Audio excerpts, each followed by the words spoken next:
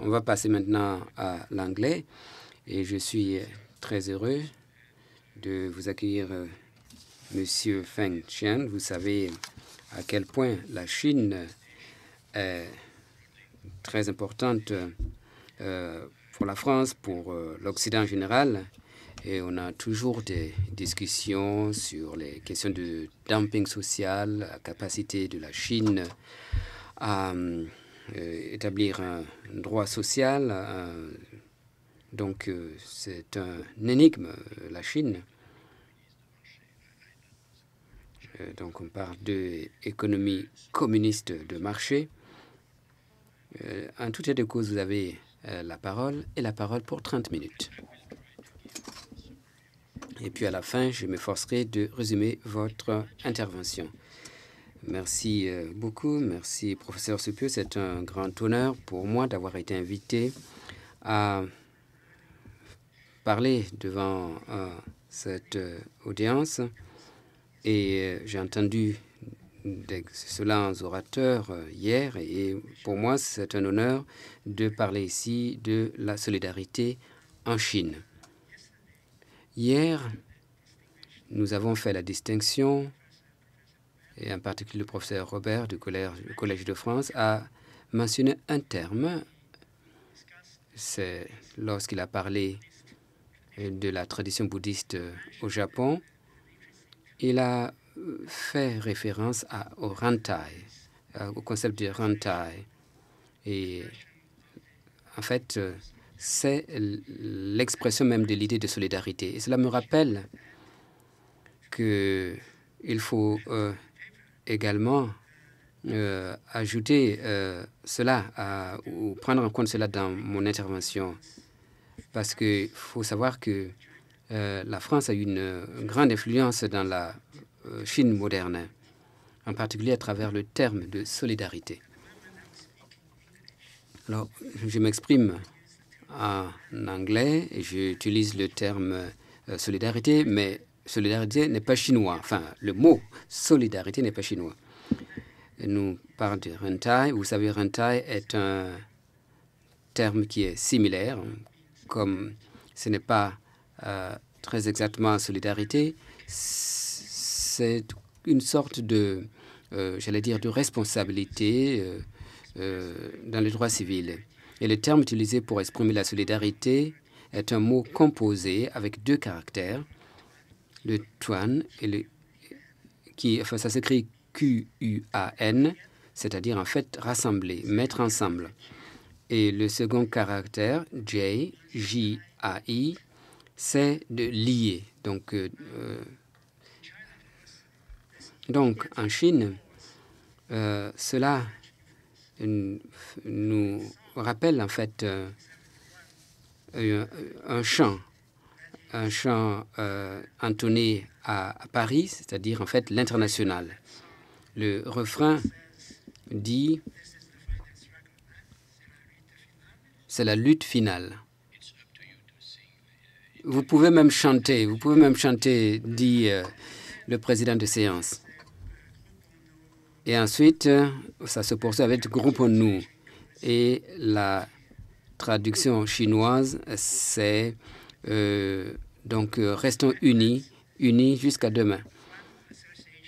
Alors ça, c'est une forme d'association avec le mouvement social international. Donc notre lien en fait avec le mouvement social international. Lorsqu'on parle de solidarité en chinois, pour nous, c'est se regrouper, se réunir. Ça, c'était une simple remarque. J'y reviendrai là-dessus un peu plus tard. L'autre observation concerne ce que je considère comme un mystère, c'est-à-dire, en fait, le succès du capitalisme dans la Chine d'aujourd'hui. Ce mystère a fait émerger un certain nombre de prévisions négatives en ce qui concerne l'économie et la politique chinoise. Et la question qui se pose, c'est quand est-ce que la Chine va s'effondrer? On a posé cette question assez souvent et jusqu'à présent, la Chine tient debout. Le capitalisme semble vraiment se développer en Chine. Mais il y a d'autres questions qui se posent. Comment ce système qui est fondé sur la propriété privée, avec des relations capitalistiques dans le rapport entre les partenaires sociaux, comment est-ce que cela se traduit dans la législation chinoise, dans le droit chinois? En d'autres termes, quel est le lien entre le système capitaliste et la tradition révolutionnaire? Il y a quelques années, en fait, un livre, un classique français a été recommandé. C'est un livre qui était recommandé. Et en fait, c'est un livre de Alexis de Tocqueville. Alors, il ne parle pas de il ne s'agit pas en fait de la Révolution américaine. Il parle en fait de l'ancien régime. Donc, lorsque les gens ont entendu parler de cette recommandation, ils se sont dit, mais pourquoi est-ce qu'on parle de Tocqueville? Pourquoi est-ce qu'on parle de l'ancien régime? Pourquoi on parle de la Révolution? Est-ce que cela veut dire que la Révolution a des retours? Ou alors que le capitalisme ou que l'ancien régime a des problèmes?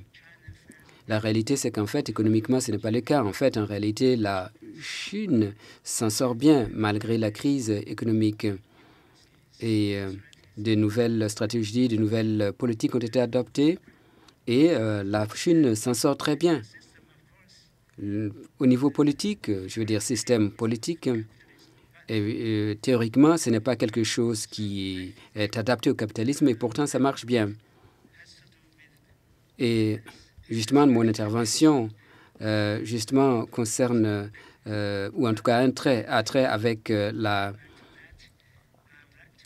recommandation du livre de Tocqueville. Mais auparavant, je voudrais vous raconter une histoire de grève. Et puis ensuite, on parlera des questions juridiques.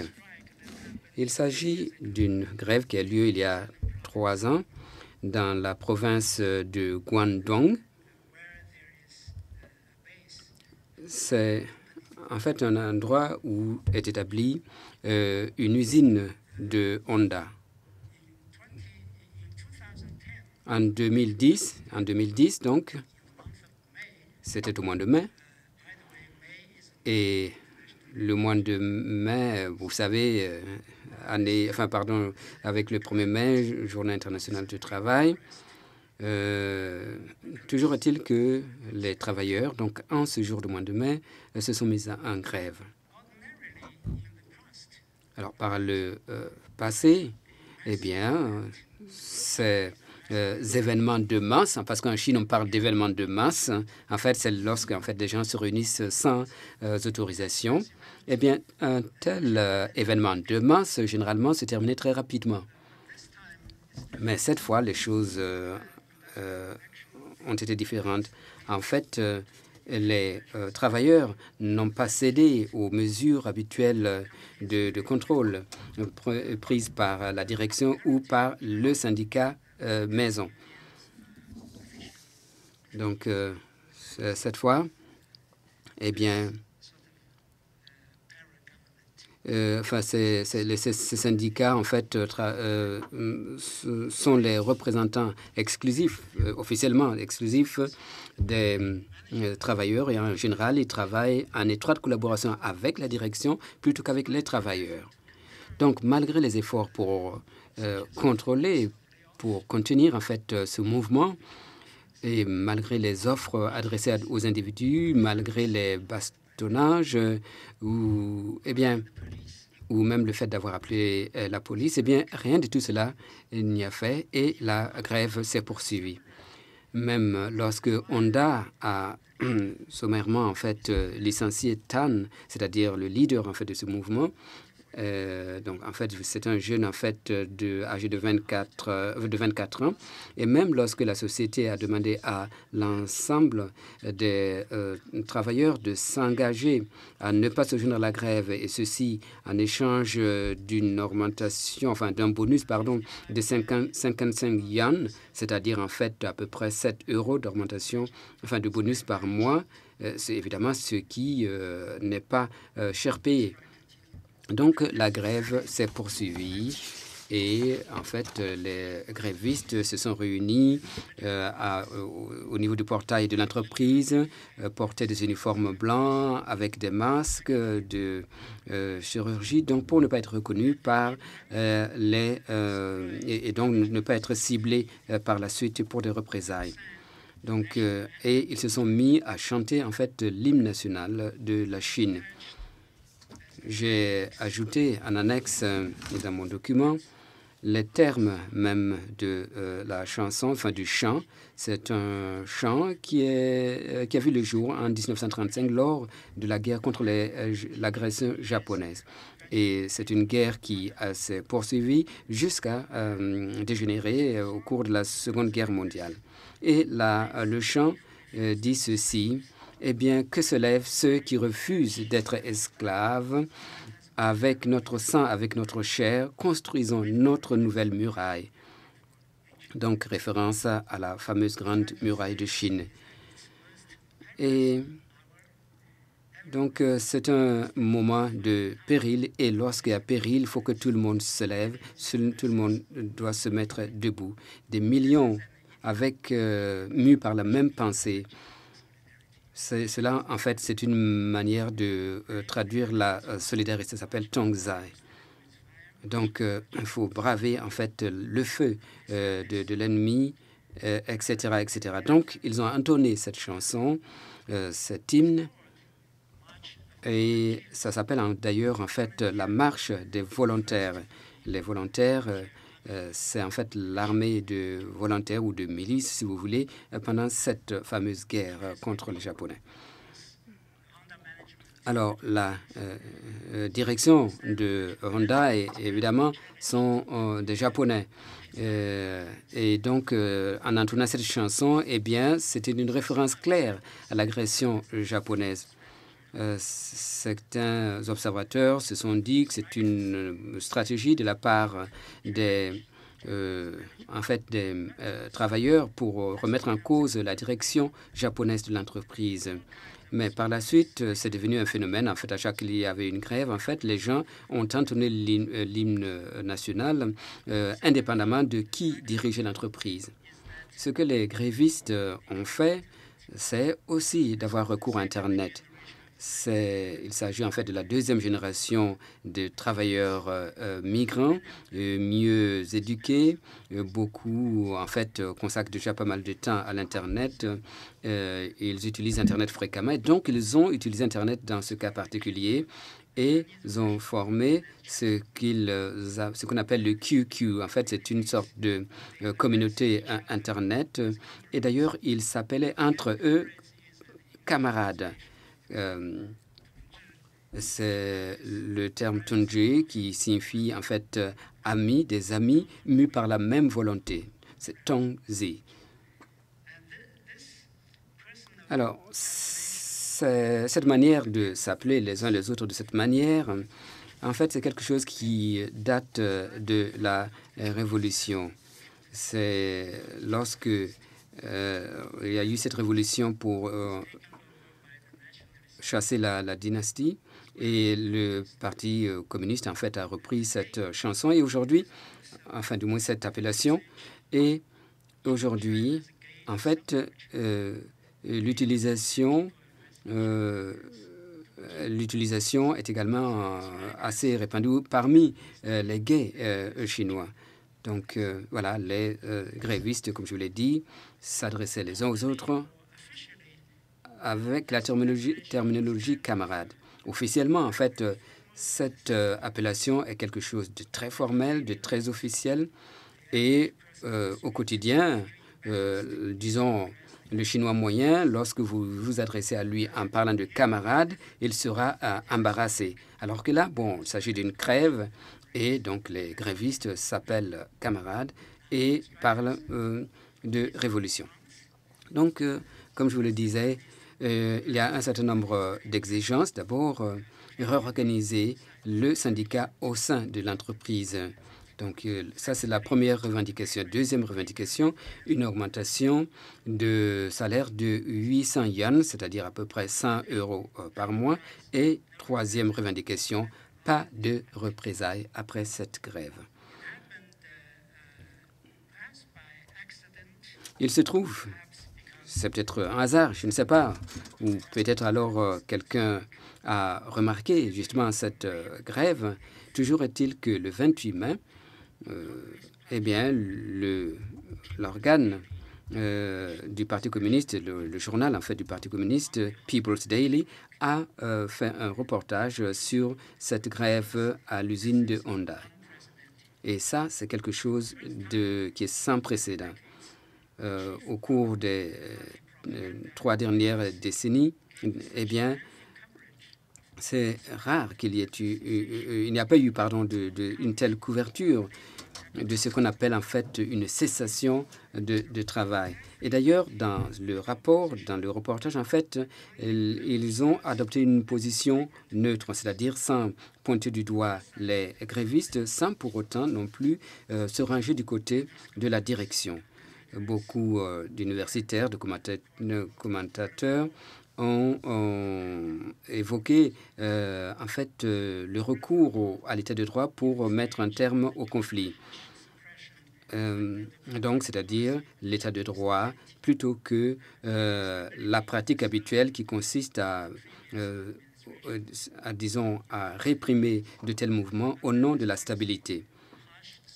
Donc, c'est de cette façon d'ailleurs qu'on justifiait cette forme de répression. Et cette fois, les choses sont différentes. Parce que, comme disent les observateurs, une telle politique risque d'aggraver en réalité le conflit et en fait, les travailleurs, dans leur grande majorité, risquent de se tourner contre en fait le parti plutôt que l'inverse. Donc ça, c'est une référence à la théorie orthodoxe, c'est-à-dire que le Parti communiste, dans sa relation avec le peuple, eh bien, doit s'assurer que cette relation est harmonieuse, notamment sa relation avec la classe ouvrière, sur laquelle, bien sûr, le Parti communiste doit compter. Alors, cette publicité faite de la grève à travers ce journal et également à travers Internet, eh bien, les grévistes sont, disons, ont pris davantage de courage et ils ont publié une lettre donc ouverte. Et les deux parties, au bout du compte, sont arrivés à un accord et on peut dire que la grève s'est terminée dans de bonnes conditions. Donc la grève a été un succès. Ce qui s'est passé, c'est qu'il y a eu effectivement une réorganisation du syndicat d'entreprise. Il y a eu des élections qui ont été organisées et ils ont élu leurs propres représentants. Et le nouveau syndicat est vraiment nouveau, c'est-à-dire que les cadres syndicaux ne sont plus choisis par la direction, ne sont plus nommés par le gouvernement. Il s'agit simplement des travailleurs eux-mêmes, des travailleurs migrants. Et bien sûr, il y a eu des négociations collectives qui s'en sont suivies sous la direction de ce nouveau syndicat. Et d'autres provinces, enfin d'autres travailleurs se sont joints à ce mouvement pour obtenir une meilleure protection sociale. Et cela, bien sûr, a attiré l'attention des observateurs, beaucoup de débats au sein de la communauté des juristes, des syndicalistes également.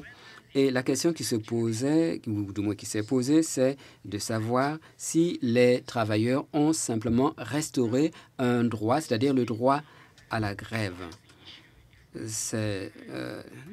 Il faut savoir qu'en Chine, aujourd'hui, le droit ou la liberté de grève n'est indiqué nulle part.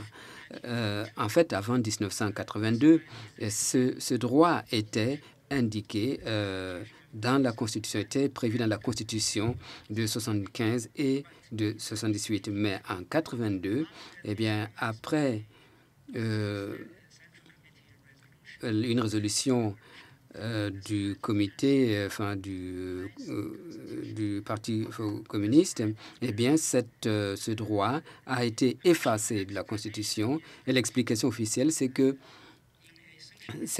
dans un pays socialiste, eh bien, les travailleurs partagent un intérêt fondamental avec les entreprises d'État. Et donc, les deux parties doivent travailler ensemble pour résoudre tout différend. Et donc, une grève ou tout mouvement social va engendrer une, disons, perturbation inutile en fait, de la production. Le droit de grève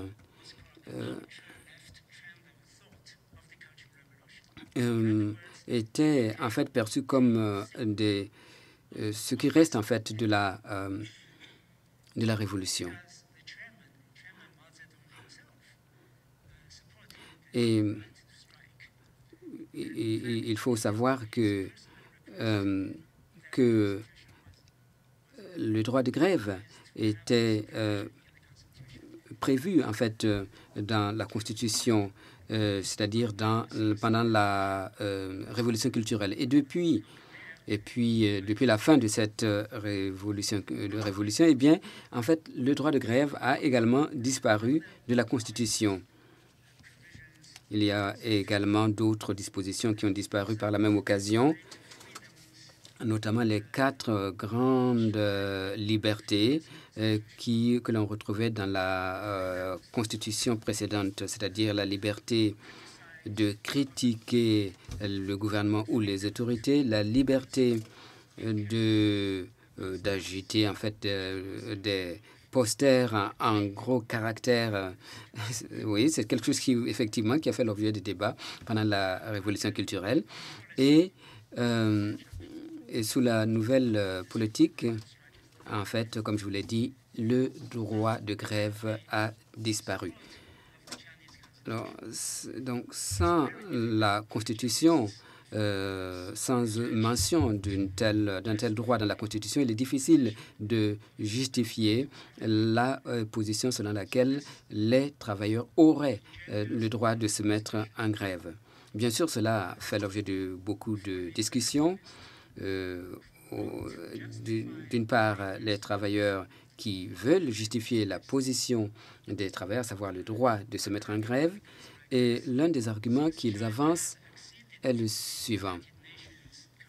Dans la mesure où la Chine a adhéré à la Convention sur les droits économiques et sociaux, donc une convention internationale, et qui prévoit le droit de grève, donc à partir du moment où la Chine a adhéré sans réserve, eh bien, la Chine a obligation de respecter en fait le droit de grève des travailleurs.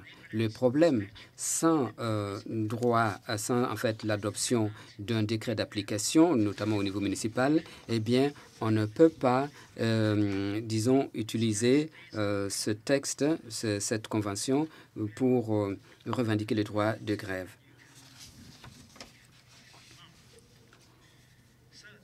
Donc, le problème est de savoir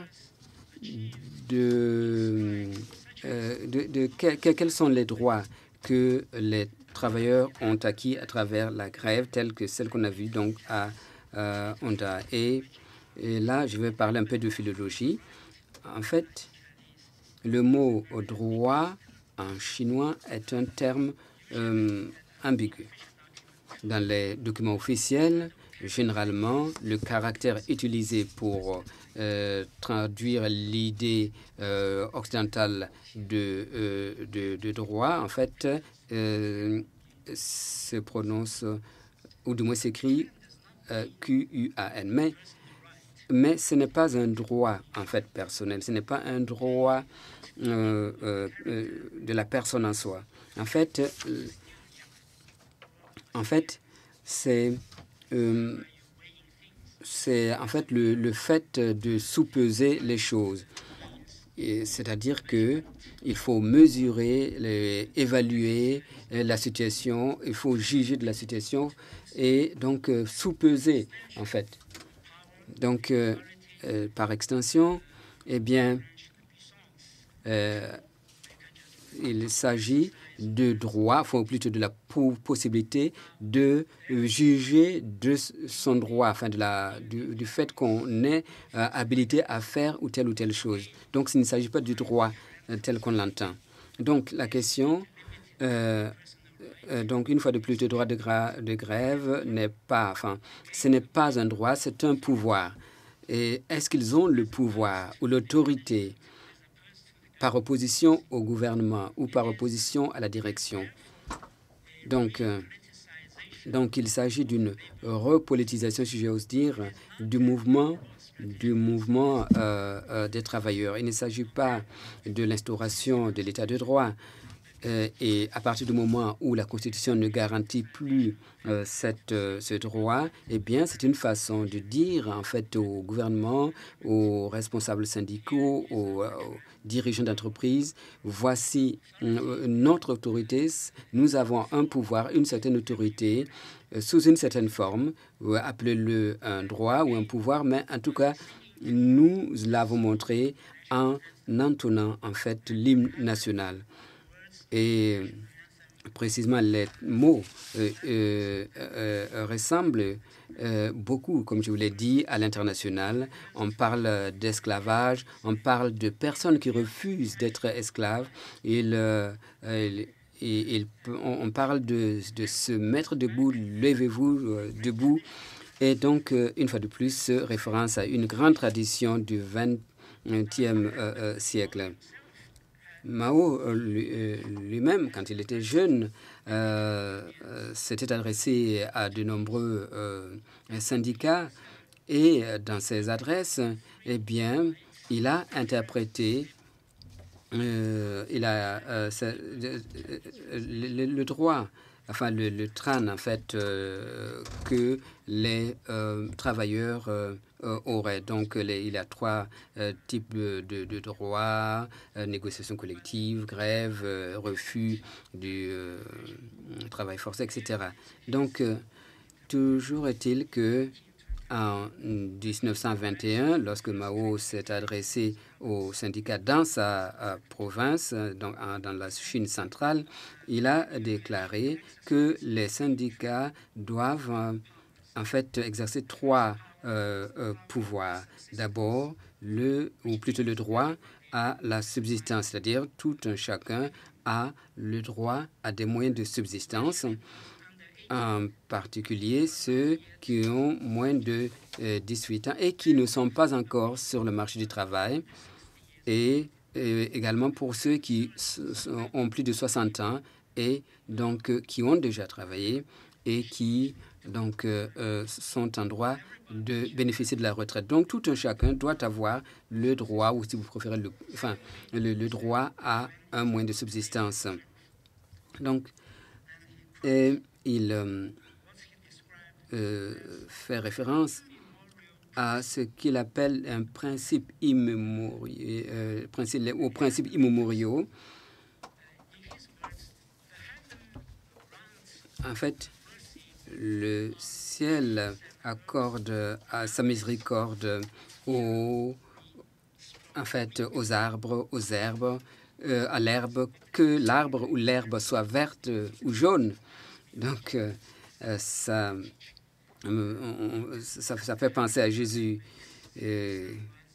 qui parle en fait du fait que Dieu le Père qui justement s'assure que le soleil se lève, etc. Donc, ce principe, eh bien, vaut pour tout le monde. Donc, si, par exemple, quelqu'un n'a plus la capacité de travailler, eh bien, la société doit se débrouiller pour lui verser un salaire. Donc, en d'autres termes, eh bien, cela ressemble beaucoup aux enseignements de Saint Paul. Donc, mais là, il s'agit de principes syndicaux. Les travailleurs ont le droit de récolter le fruit de leur travail, et ceci à partir du moment où cela résulte en fait justement de leur travail. Donc, si vous regardez du côté de la Russie, en fait, à cette époque-là, c'était déjà fait. Donc, en fait, il faisait référence à la révolution russe. Donc, pour conclure et pour revenir justement aux observations que j'ai faites au début à propos du livre de Tocqueville, Ancien régime et révolution, il faut relever que même les hauts responsables du parti ont noté justement ce rapport entre en fait la révolution d'une part et le système capitaliste actuel, ce qui empêche en fait le capitalisme de s'effondrer actuellement en Chine et de déclencher une sorte de conflit. Eh bien, il y a quelque chose en fait qui maintient ce capitalisme dans son fonctionnement plutôt assez fluide. Je pense que d'une certaine manière, les enseignements de Mao, c'est une sorte de menace permanente. Et le parti, quelle que soit la personne qui est à la tête de ce parti, doit tenir compte de cette menace. En fait, il faut toujours soigneusement peser, justement, c'est-à-dire de ce qu'il convient de faire, que ce soit en fait de la part du parti. Donc le Parti communiste doit justement sous-peser leurs droits, leur pouvoir, et les travailleurs aussi. Donc c'est ça qui maintient justement ce nouveau capitalisme en Chine.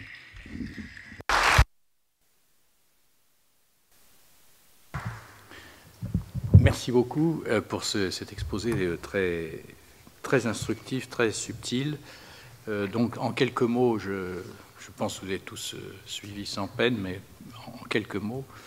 Donc, le professeur Xiang a commencé son exposé par le récit d'une grève qui est intervenue en 2010 dans une usine Honda, et dont le leader était un jeune homme de 24 ans, appartenant à ce qu'on appelle les travailleurs migrants, c'est-à-dire ce qui désigne en Chine les ruraux qui viennent travailler, les travailleurs paysans, on appelait ça dans l'histoire sociale française, sans avoir forcément les papiers qui leur permettent d'accéder justement aux mêmes avantages et aux mêmes prérogatives que les urbains. Et cette grève se référait dans les grévistes à il y avait deux outils qui ont permis que cette grève soit un succès. Et la première, c'était qu'ils ont chanté l'hymne national, et l'hymne national chinois qui affirme qu'il faut refuser d'être esclave. Donc c'est un hymne qui est très imprégné par le thème de l'international, donc refuser l'esclavage et exiger une juste condition. Et d'autre part, ces jeunes grévistes ont fait également un usage innovant de l'Internet qui a conduit à ce que cette grève soit un succès et qu'ils puissent avoir leurs propres représentants, avec une éviction plus ou moins grande des syndicats jaunes qui jusqu'alors se trouvaient dans cette entreprise. À partir de ce cas, M. Xiang en est venu à une approche juridique de la notion de droit de grève autour d'un commentaire de la notion de Tren, écrite Quan, Q-U-A-N, Han Sheng n'étant plus là, je me sens plus à l'aise pour massacrer la prononciation du chinois. Et ce terme correspond sous sa forme verbale à l'idée de mesurer, d'exercer son jugement, et donc par extension d'exercer un pouvoir. Et donc les notions de droit et de pouvoir n'ont pas dans cette terminologie la claire distinction que nous pouvons faire dans la terminologie juridique occidentale. À partir de là, M. Xiang proposait de voir dans la grève une sorte de réappropriation du pouvoir politique par les travailleurs qui s'appuie, enfin c'est pas à l'imparfait parce que ce qui nous est décrit ici est un processus en cours en Chine, qui s'appuie sur un appel fait au fondement politique du régime, c'est-à-dire à ce qui restait du maoïsme comme espérance d'émancipation des travailleurs.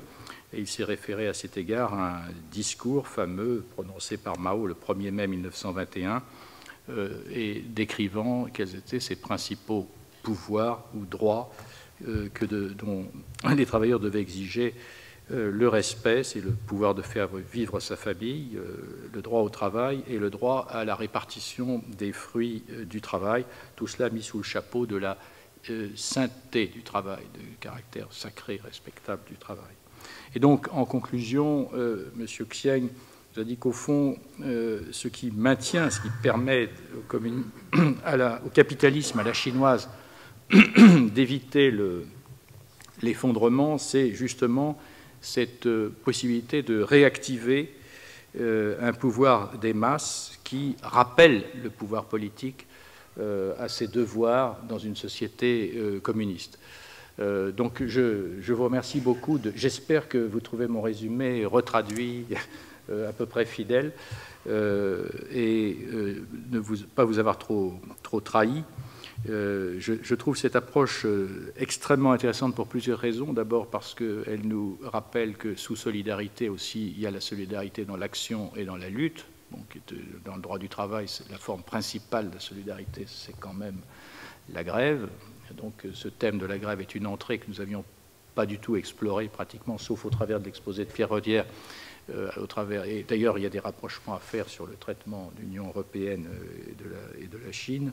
Et d'autre part, c'est un rappel à la précaution nécessaire à employer en matière comparative, dans l'idée de l'exportation de la notion de droit de grève. On prend pour acquis que la notion de droit subjectif ou de droit individuel est une notion aisément exportable alors qu'elle donne lieu à des réassimilations et réinterprétations, d'où la nécessité toujours en droit comparé pour recontextualiser, car le droit comparé est aussi exposé aux utilisations sauvages que l'anthropologie, ainsi que nous l'a décrit Danuta Libirsky hier.